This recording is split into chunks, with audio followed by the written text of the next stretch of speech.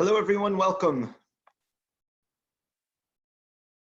Glad you're here. We'll get started in about 5 minutes.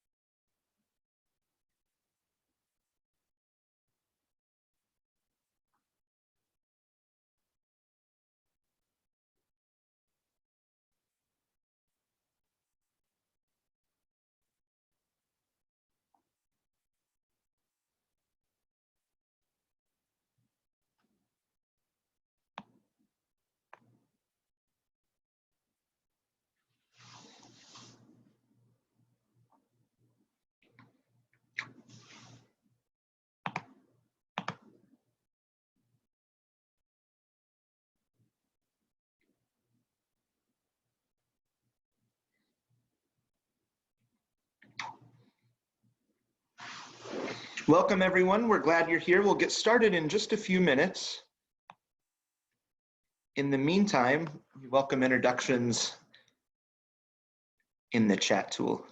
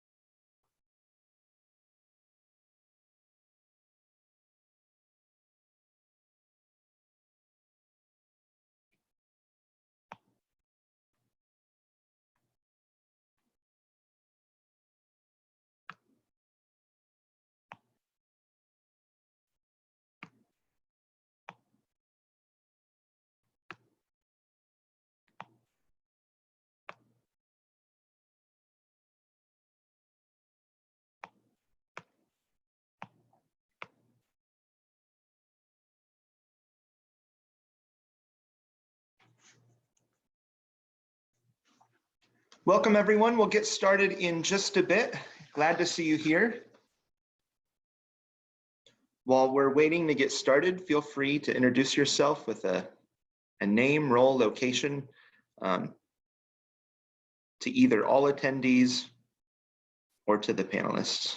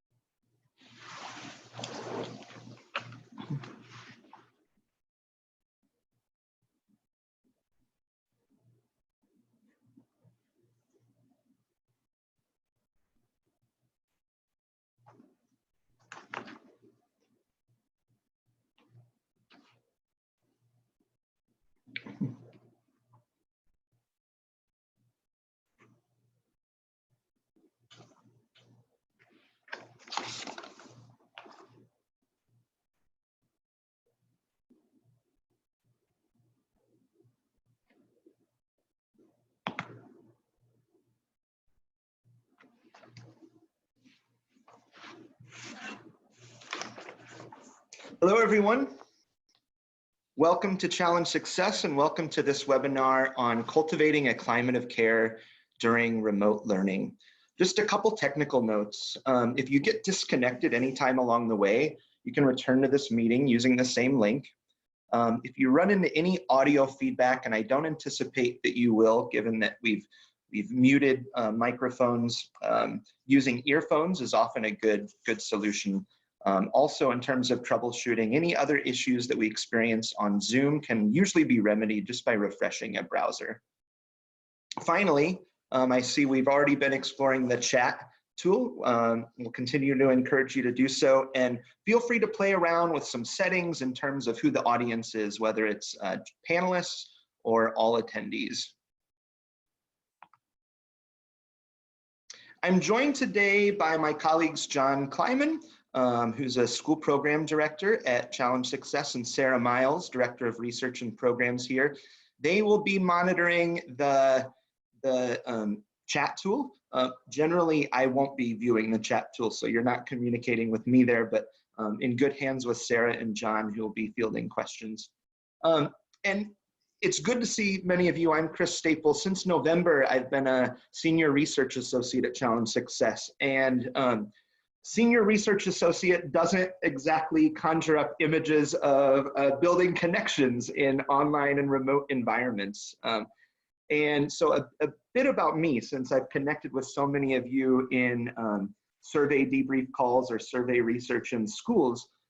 Prior to coming to Challenge Success, in addition to being a brick and mortar middle and high school math teacher in public and private and independent schools, I've been an online educator for over 7 years, including the three that immediately preceded my time at Challenge Success, working full-time as an online teacher, professional learning facilitator, course designer, and design coach with groups like Duke's Talent Program, Northwestern CTD, Global Online Academy, Harvard Graduate School of Education, and several other colleges and universities. In addition, at Challenge Success, we're a remote and distributed team. So we have some experiences that I hope we can share with you in terms of developing a climate of care in our organizations.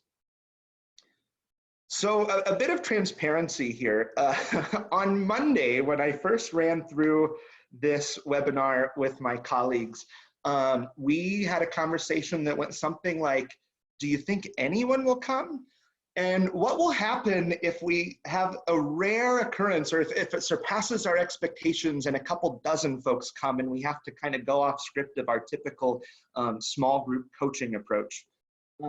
And when I logged on today, we had over 700 registrations with over 400 people here with us today, which meant in ways that I'm sure you all can relate to, we've adjusted responsively to go off script a bit, away from our small group coaching model and sort of more small group delivery of professional learning to this kind of environment here. And I think regardless, our goals are the same. One is to exchange lots of ideas. We're all in a bit of uncharted territory here. Which is not what I was expecting to do on Monday, is I'm gonna dump a bunch of ideas and practices based on my own practice, and also some folks who spend a lot of time thinking about the intersection of online, remote learning, and also social emotional learning and wellness. And I hope that we can use the chat tool and some asynchronous spaces that I'll share at the end of the webinar to exchange, to make this mutual, to exchange amongst ourselves. And I also have a goal that whether it's in the final few minutes of our time together here or immediately after, that you begin planning for community connections. And our agenda mirrors that. I'm gonna share some best practices with you all. And I wanna be conscious that your colleagues in the room here represent a really wide range of roles, work in an even wider range of settings with many grade levels.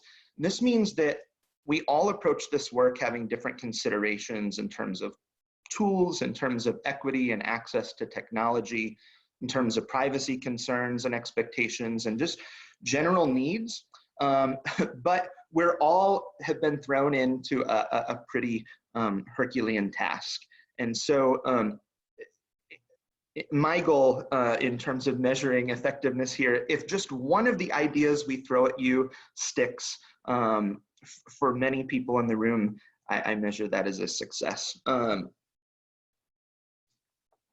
With that said, given the wide range of roles, we're going to display a poll for you all so you can get a sense of who's in the room here and who might we try to connect to after our time together in the webinar.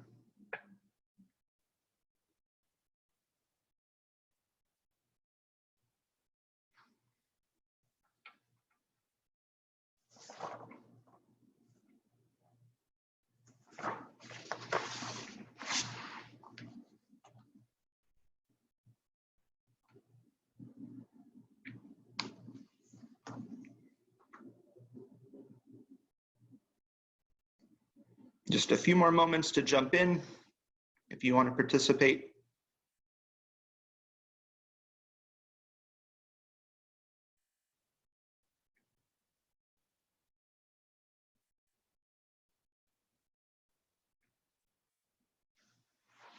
So you can see that we're coming from lots of different experiences.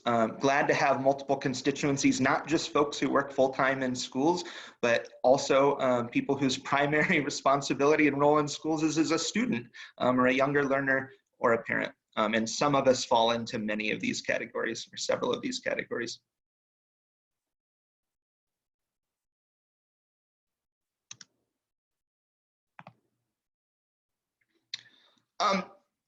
And in the spirit of developing community and keeping this conversation going, even after we end about an hour from now, I have come out of Twitter retirement so that I can engage with you all there and engage in as much Q&A after as possible.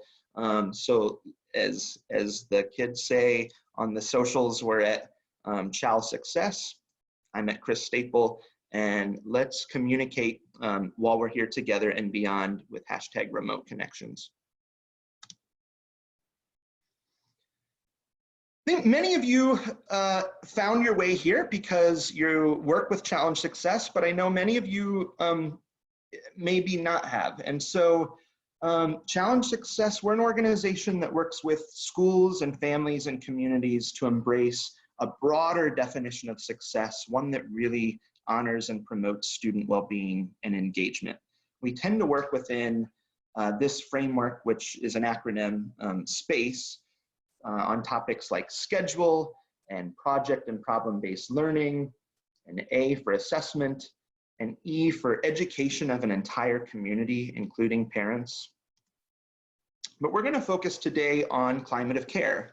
And the work that we typically do in climate of care often is around advisories or adult-student relationships, ways to get a pulse and gauge of student experiences in schools, whether it's a listening in protocol or a fishbowl conversation, all of which, if you have any familiarity, I think we can think through how to move that into remote spaces. But we're going to really hone in today on some practices that are particularly conducive or think about how to move many of our climate of care practices to remote spaces. My colleagues also have pointed out to me that folks who are really steeped in online and remote education, we end up with a vocabulary that is unintelligible to others, at least to my colleagues who I have these conversations with. So here's a glossary for us.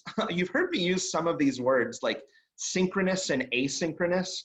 When I mention synchronous in this context, I'm thinking about when students and their classmates and the teacher are all meeting together at the same time.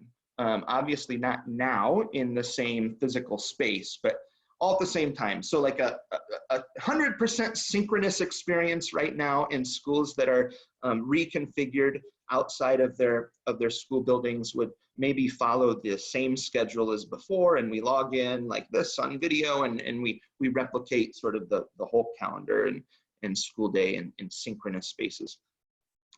Asynchronous happens when learners engage in a really flexible time frame.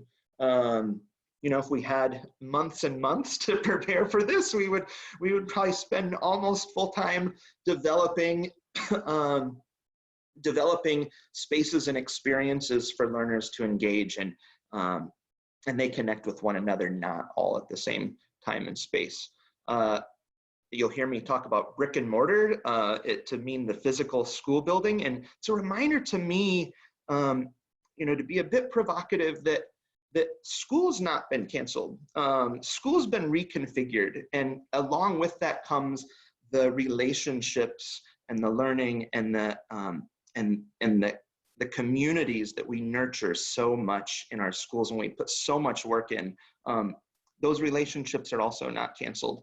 And so I hope that it feels like a exciting, albeit pretty overwhelming task to keep those things going. And then I don't have answers, probably through the whole entire presentation here, but I want to just highlight that remote learning doesn't have to be online, and also be attentive as much as possible about some of the access considerations around technology. And as much as I think I will end up sharing ideas that maybe in an immediate thought lend themselves to a video call or some sort of access to online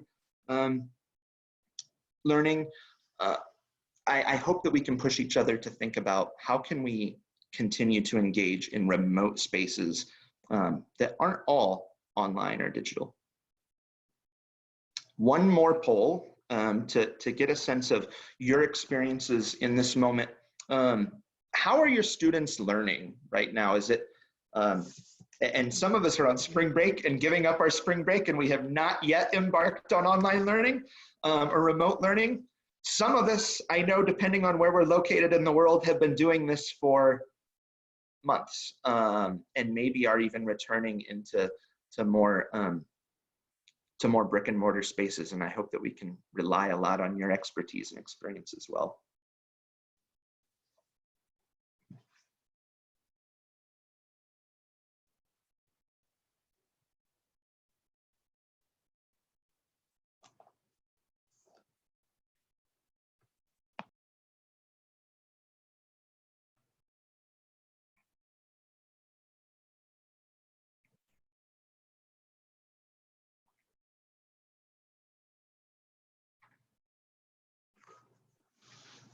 Excellent, thank you all. And I hope and think we'll be able to meet everyone's needs here today, or at least leave with some idea. There's not a right way to do this.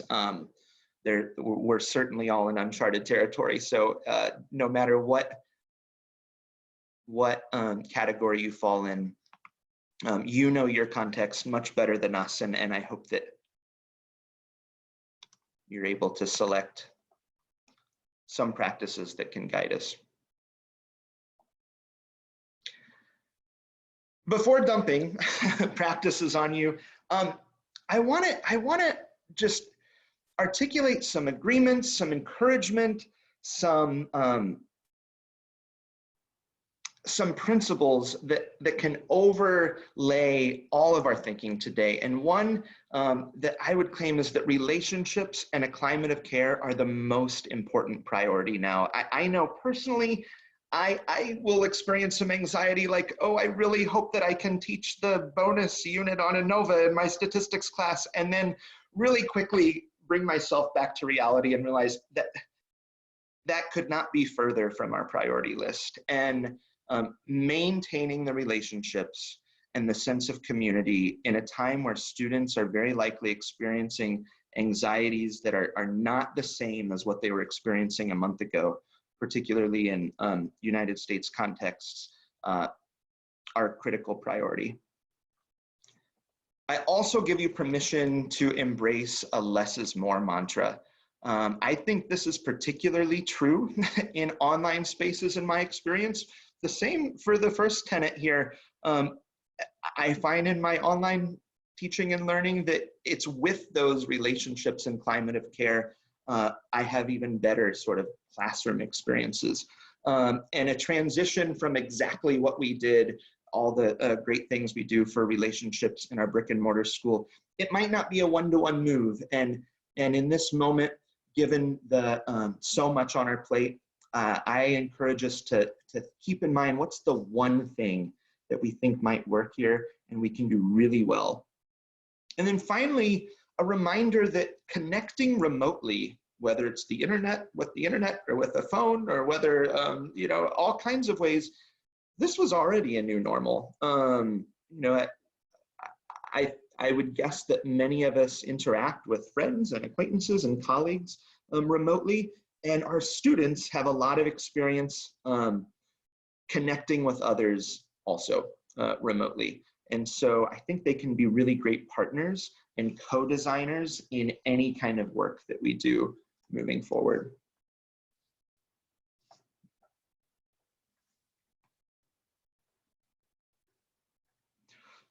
So I've spent the last few weeks eager to just share some experiences with you, culling the knowledge of my colleagues at Challenge Success who spent so much work thinking about developing a climate of care, and also drawing on organizations and individuals who have spent many years thinking about what does the intersection of online, remote, and SEL look like.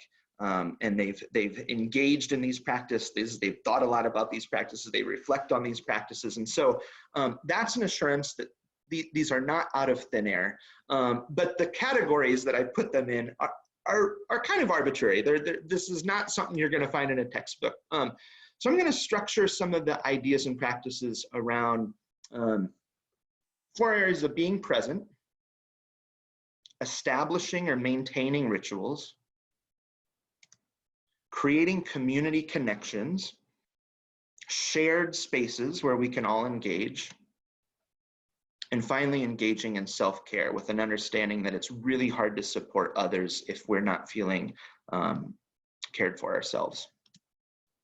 So we'll start with being present. Oh, and this is the scariest moment of this for me in terms of technology. I'm going to be toggling around here for us. As if the more than a couple dozen people didn't add to anxiety enough, but I'm engaging in some self-care too. We know that we need to be present in all of our learning spaces. This is especially true when we're not sharing the same physical space with our students every day. And students really need to know that we're there, that we're present, especially when we're at a distance. So how do we do this? And you know, a principle, a tenet that's run through every online learning organization I've worked with is being present, and we can do that by intentionally connecting in very small ways, just the lightest of touch at every login, every time I sit at my computer. So whether that is sending a quick email, just checking in with a student every time I sit down, or every time a new period begins, or I set a timer for every couple hours. That means anytime I'm ever in a Google Doc, leaving comment, even if it doesn't feel substantive, or you know, it's not my best feedback, just to let you know that I'm there. It means anytime I log into my LMS, my learning management system, if my students log into a space like that, to contribute to a discussion, or to post a quick announcement, or to engage in some way, some checkpoint so students know that I'm there. And I think even more importantly, because you know, one way we know from our work at Challenge Success that we can show students that we care is giving them the experience of being seen and heard.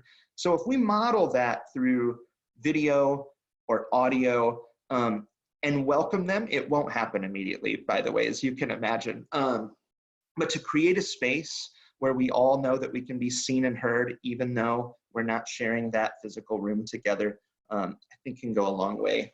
And so I want to illustrate here that this doesn't have to be totally overwhelming. And I also want to acknowledge that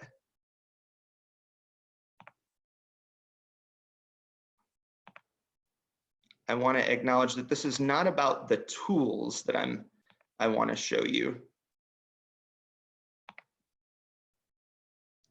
Instead, just that this can be done. So for example, if I want to share some video conversation, I have this extension in Chrome,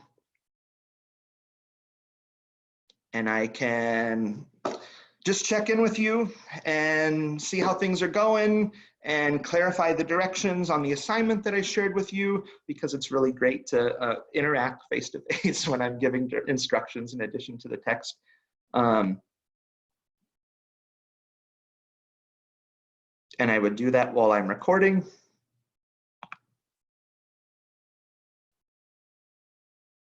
And now I've got a link to share with the student. Again, we can offboard any sort of technical questions later, but there are ways we can do this that aren't our big lift. If I want to, in my feedback on the Google Doc, be verbal, and just so you hear my voice, here's a tool, Vocaroo, where I can record. When I stop recording, again, I have a link that'll expire in several days, but it makes it a little bit more intimate.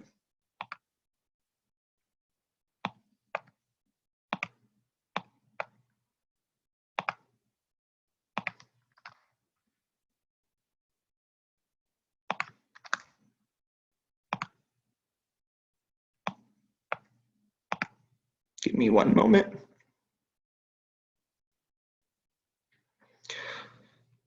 I'm curious on your end, what are some practices, and let's flood the chat with whether it's giving thumbs up or it hasn't worked for me on some of these tools for staying present, but flood the chat with your ideas for staying present in a remote space so that the students know you're there, and even that we can help them feel seen and heard.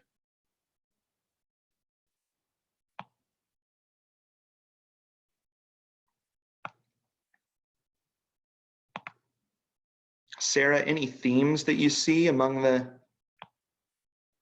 chat? Lots of folks using Zoom, lots of folks using Google Hangout. Big office hours are being used, breakout rooms, team chats. Thanks, love it.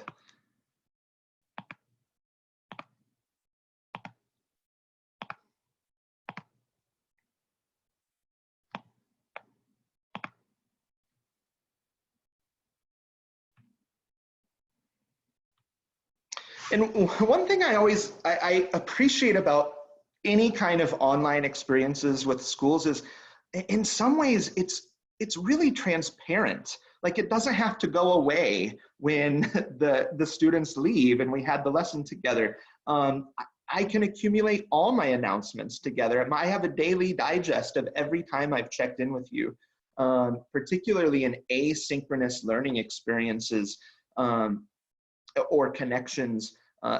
It can remain permanent and something that we visit time and time again. There's just an update of when I had longer hair. Second set of practices end up emerging around establishing rituals. And I would say even better if there are rituals or procedures that you already have happen in your school, whether it's in a school-wide rituals, whether it's classroom rituals. If we can keep those going so that students continue to feel part of that community, we continue to honor them as a whole person and not just a math learner or not just the academic side of things.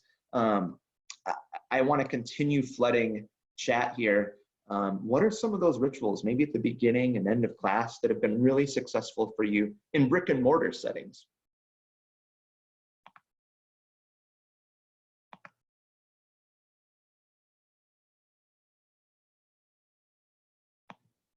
We can check in on feelings. We can check in on well-being, temperature checks, and mindfulness exercises.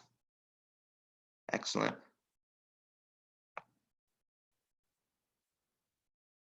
Just acknowledging that there's a person there. Instead of going, again, at my first guiding principle is that these are the most important now. You know, resist the urge, if any of us have it, to jump right into quadratic equations, but love some of these rituals. Prayer and meditation, great. So I want to identify one of these. Let's, meditation and mindfulness in many forms showed up a lot in this list. Let's move the conversation now to how do we do that online? We've mentioned like Zoom, but we're going to brainstorm together. How do we move a mindfulness exercise, maybe at the beginning of class, to an online or remote space? If we're all there together, read it aloud in Zoom, great. Play the recording meditation. Lead prayer.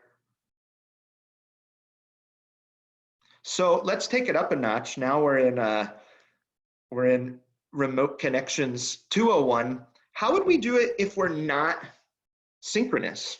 What if I take Zoom away from us and we have to have this shared ritual, this shared experience, but not all at the same time?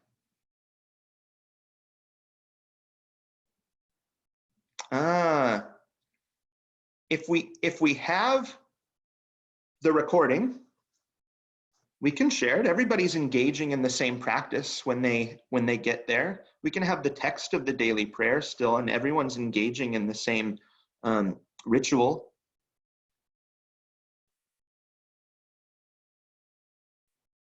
And this is not about the many, probably hundreds of rituals we can come up with how we start class or end class, but more an exercise in, my goodness, like it might not be obvious immediately, but this can still happen when we're not in the same time and place. Can we, now it's really challenging, can we take away technology? Can we still engage in the ritual I'm going to run with meditation? What if we recognize that not every student has access to the same technology? Let's take away high-speed internet. How can we engage in the meditation ritual and maintain that practice that we already had?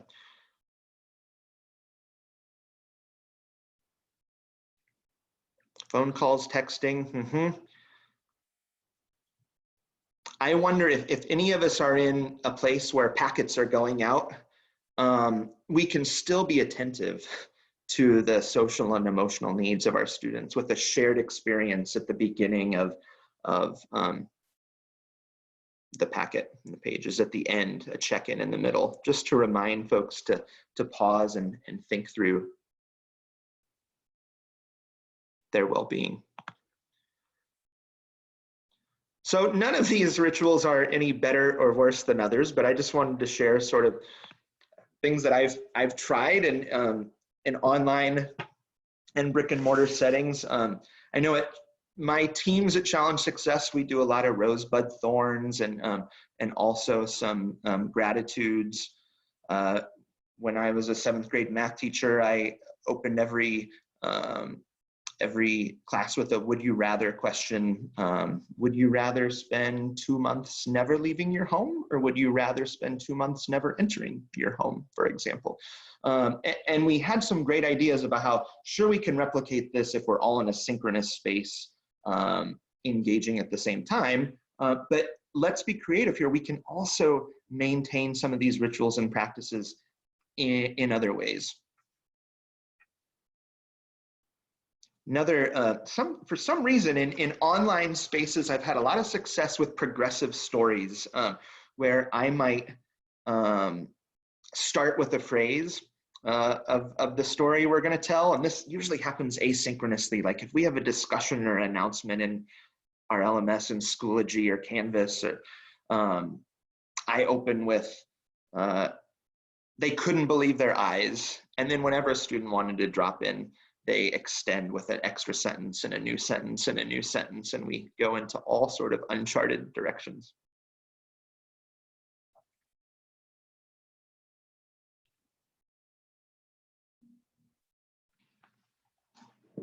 The next set of practices, these to me are some of the most exciting to think creatively around, are creating community connections.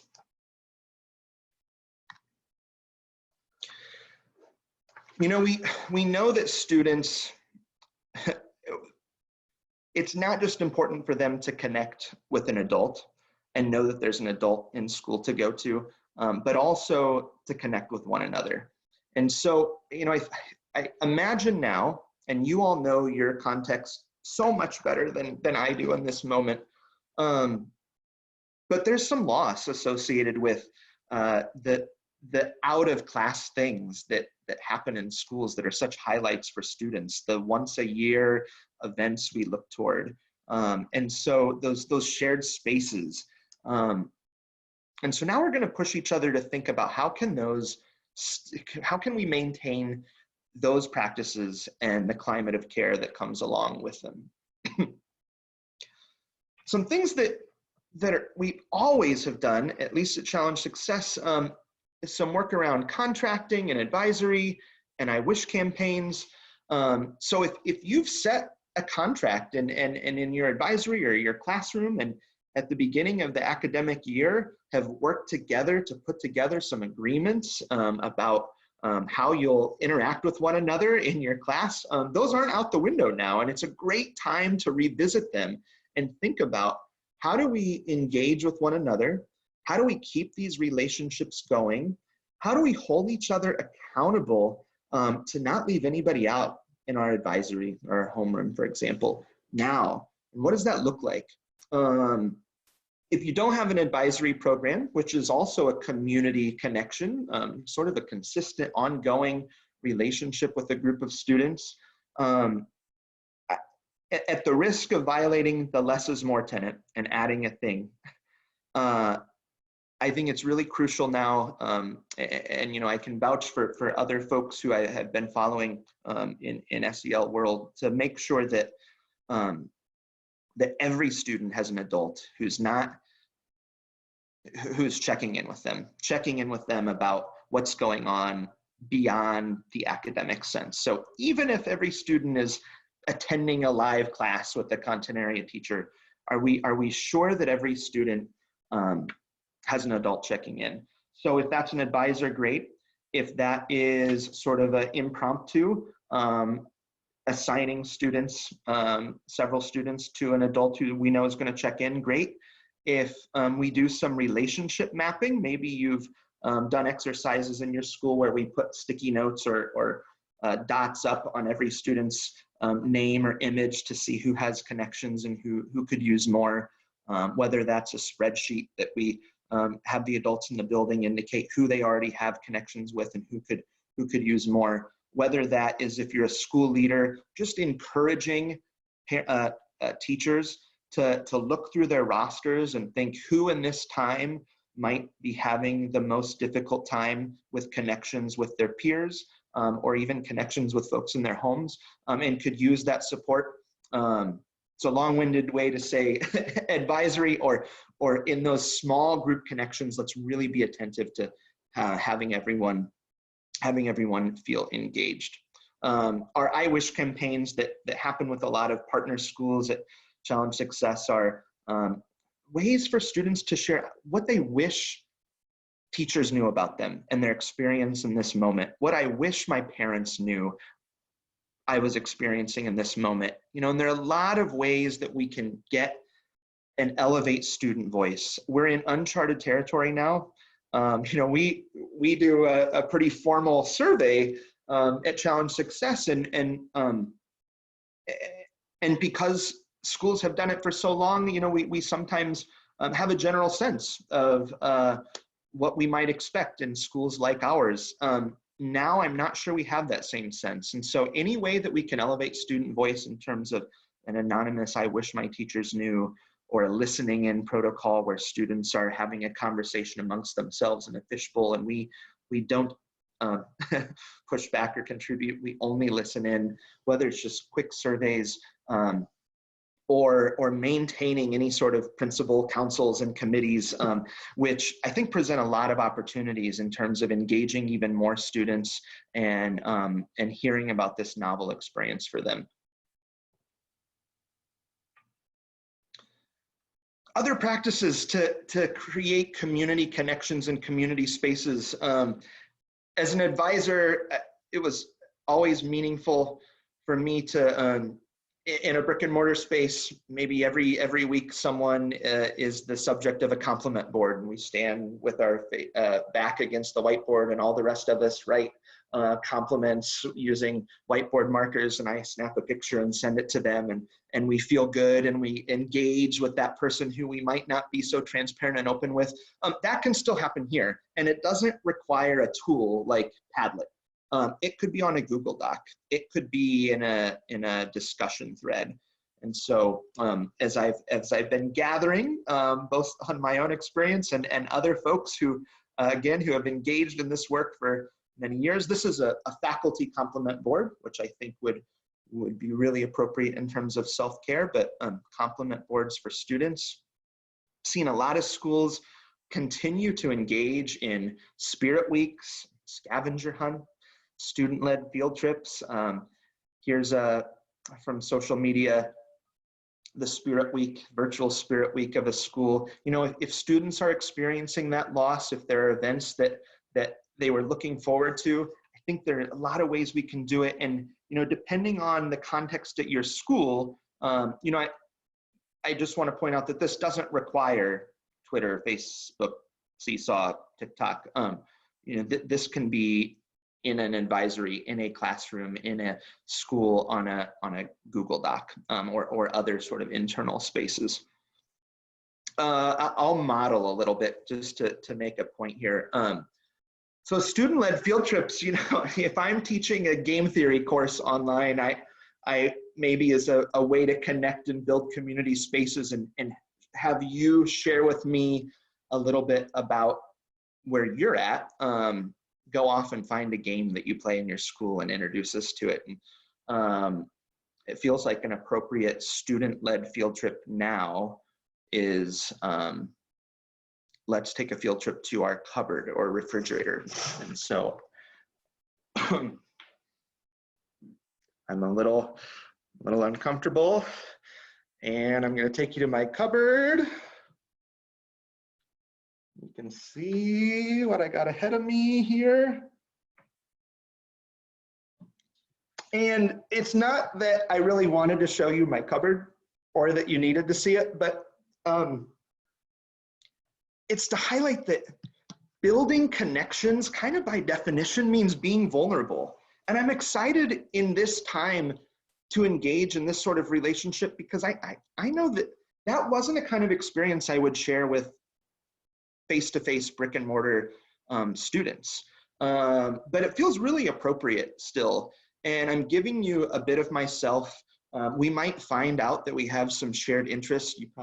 Maybe you saw on my countertop that I've got a mess of baking supplies, and I've taken up baking pre-social isolation. You might see that I have really like rigid cupboards, and we can bond over that. But the takeaway here is that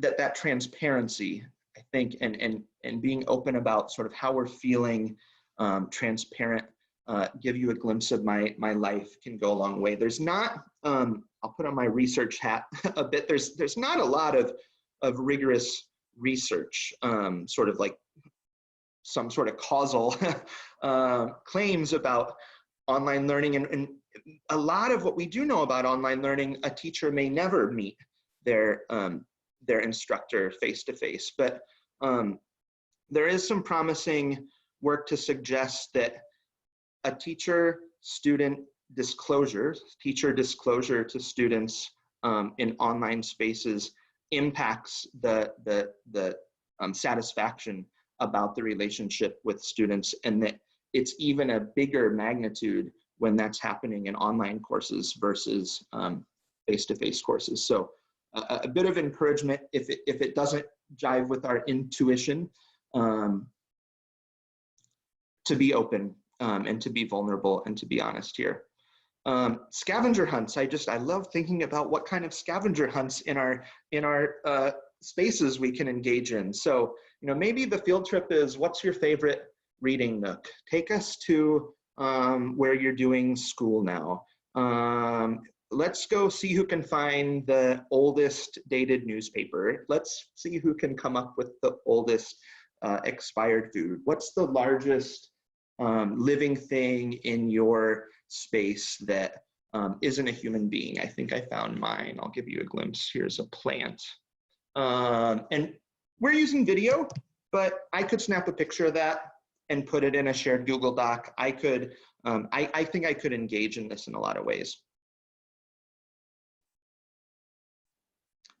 I wonder how, or I see schools simulate, and in my own online practice, simulate some of the social media challenges. Don't have to be on social media, but ways to create connections. Here's a mini movie challenge. Put a 60-second video up for us, or a TikTok challenge. But continue to flood the discussion space here with ideas. I bet we could come up with dozens of great challenges. Let's do a school song challenge and sing the school song as fast as we can. Let's do, you name it.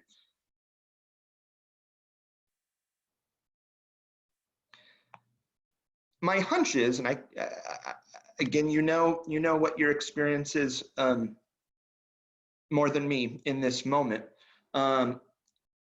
There's a phase of holy moly, what are we in for? And when this sort of arrangement with our students and community is immediately new. But when we settle in, I encourage us to remind that clubs can still happen, affinity groups can still happen, and with a guiding sort of recognition that we're not doing this to like stress students out or add, to create a more packed schedule. But what are the places that students engage at in school around shared interests, around shared experiences, and how can we help those continue? I've in online spaces either invited guests who are, we know, like here's a favorite author, here's the author of our textbook who came in and joined us. But I also wonder for students and families who are now eating dinner together, likely more often, a mystery guest who's also probably at home looking for outlets for their work. So whether it's an artist or a musician or a local TV personality or a favorite author, I think can really help promote connections in our community. Ask Me Anything is something that I associate with Reddit. And again, this isn't about the tool or the website or we need to go to Reddit, but it's a forum where someone says, hey, ask me anything. And I am here to share. So here's a screenshot of it once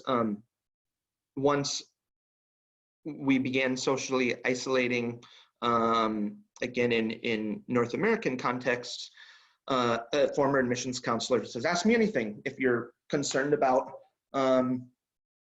college admissions. And let's think about how we can be vulnerable, transparent, and maybe even provide guidance for folks in our communities, whether it's a teacher or a coach or a counselor or a student or a parent.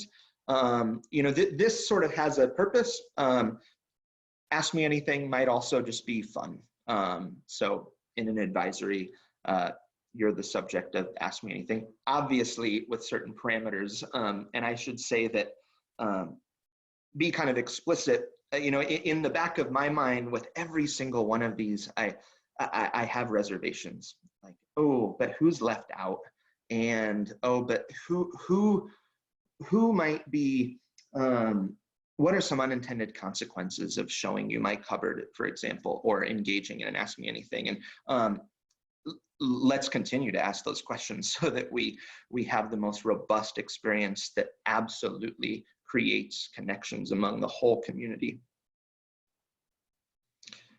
I follow a school I used to teach at in Minnesota on social media, and every so often they hand over their social media to students for a social media takeover, like an Instagram takeover. And usually it's because there's some event happening, like here's the social media takeover for Model UN, or there's an international trip and some student takes over social media for the week, or an athletic event. And I am dying to know, and I think there's some folks from the school in the room here, so I'm dying to know, what would a student show now in their experience as part of our school community? Not just academic community, but what does school mean to them? So if a student were to take over social media, what are they going to show us? And I think that this can be an exercise for folks in smaller groups to engage in too, with, create your own post. If you are a contest to who gets to take over social media next week.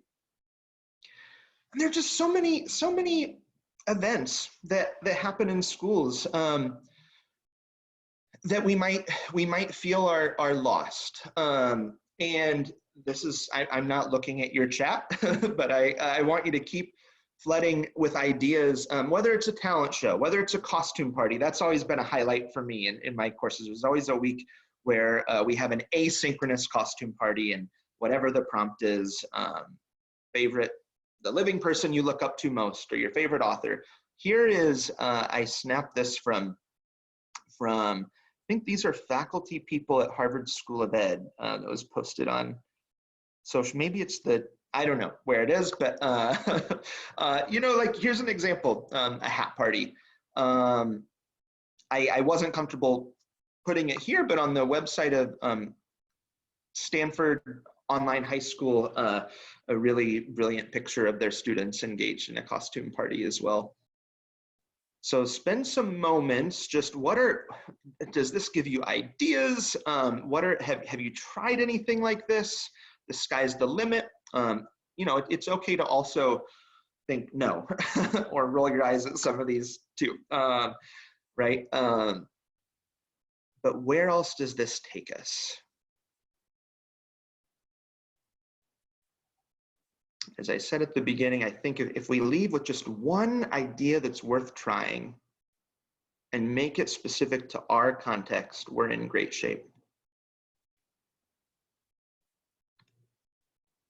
So here is as we explore in chat about what are other community spaces, community connections, also knowing that the purpose here is not to create a packed schedule for students. It's not to give just hours and hours of screen time. I think we can be creative here in ways that we replicate the student lounge that they enjoy, a drop-in wellness center to keep our counseling and wellness program going, one-on-one calls. I like this idea of a reverse office hours, because let me give you two, at least on personal experience, students don't always want to come meet one-on-one with a teacher for office hours, right? I don't necessarily measure my success of office hours about the number of people who come. Instead, I think our measure of success in part is do all of our students have an adult at school they feel like they can go to when they need it? And so it's that knowing that I can drop in. It's that knowing that a student pops in and leaves really quick because they feel a little intimidated that, oh, they found it, right? But if we turn office hours on its head, rather than me and all the other teachers at school have an hour where anybody can come to me, and students have to spend their entire day running from place to place to place to place to connect with everybody, what if in my advisory, or however we structure this, the student has 30 minutes of their day that they commit? Those are their 30 synchronous minutes if they're not, in a all day doing their school schedule. And we all know when those 30 minutes are. And if their friends want to drop in on those 30 minutes of reverse office hours, they can come socialize because they know that those are 30 minutes where they're at their computer. If their advisor wants to drop in and check how things are going, maybe their math teacher, I was a math teacher and a math teacher, so this is why I keep referring to math, but maybe their math teacher hasn't been able to get a response from them about some assignment, so they can drop in. None of these are right or wrong, but I hope give us some ideas to think about. And the final set of practices are engaging in self-care. And again, let's keep flooding chat.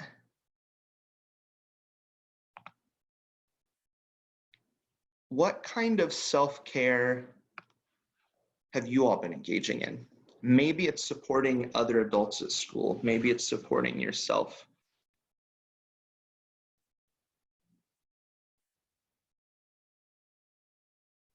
And John, who's in the room with us, always reminds me that just because you can always be available does not mean you should be. We'll debrief some of these self-care routines in a bit. I'll draw on Sarah in a moment, but I got to tell you that it's hard enough. It was hard enough to leave school behind in a brick and mortar setting and to turn off at 3:45. And in my experience in online settings, it can be even harder when we take away sort of a daily schedule and calendars, and things have fewer boundaries. I know engaging in self-care routines for me as a full-time online teacher was critical. I'm reading along, but Sarah, will you summarize what you see here? Yes, some great ideas. So a lot of folks mentioned sticking to a routine, but also maybe sleeping in a little bit, getting outdoors, yoga, exercise, baths, dance party. Sleep has come up a few times as well, not just waking up a little later, but just making sure to get sleep. Beautiful. Thank you all.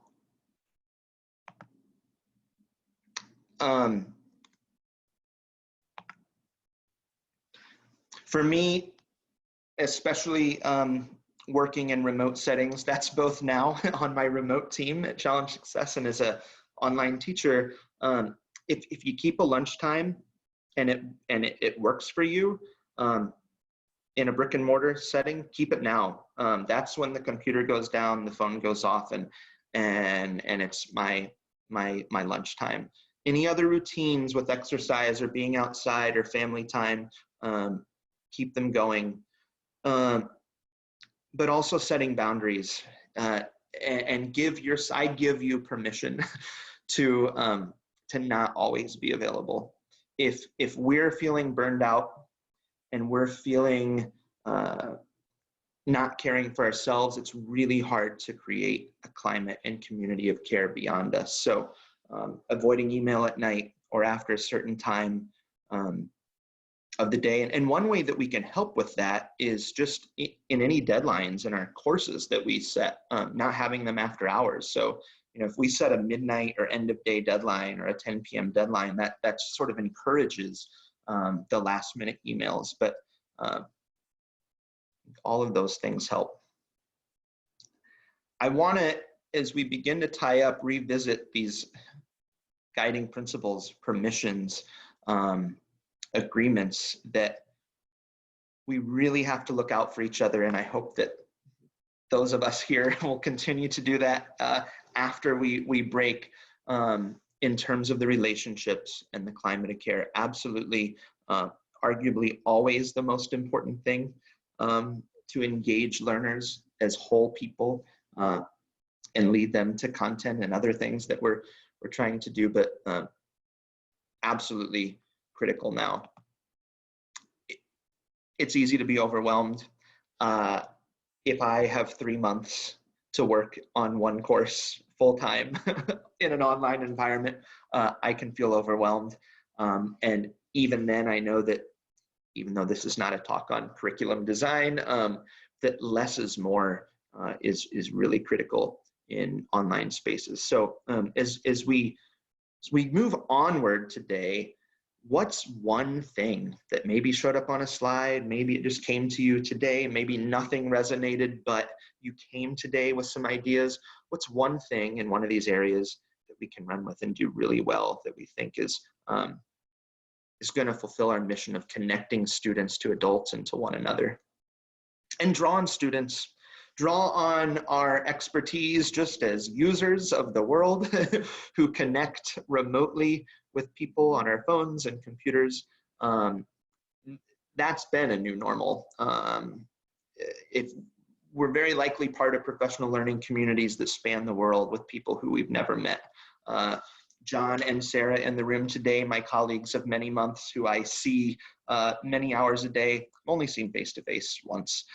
So, you know, these are skills, I think, that transfer beyond just these couple months and really prepare our students and selves for the world. But we can rely on students to draw on their experiences and co-design with us, since connecting online is something they do so often.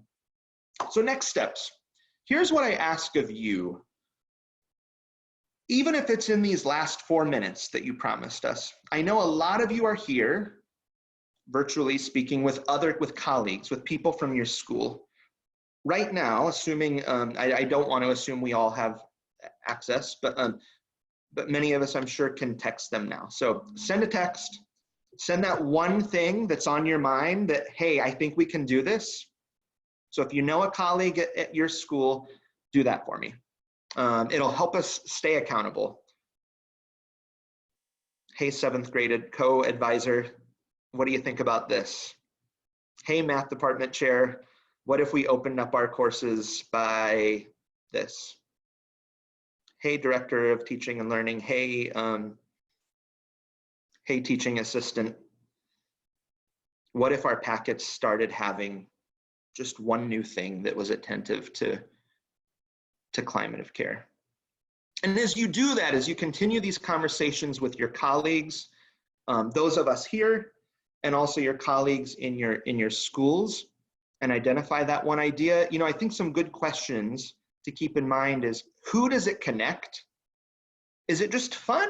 And it's kind of like exciting that we can have a costume party online, and it makes for a really great grid on Zoom?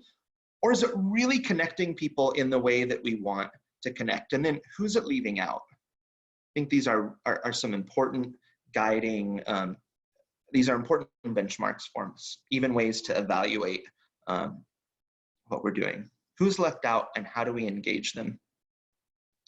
Now together with us, we're very much in uncharted territory too. And I can say that for me, I'm thrilled to be able to share some experiences with you, and I'm thrilled to read through the chat and engage it and take so much from you.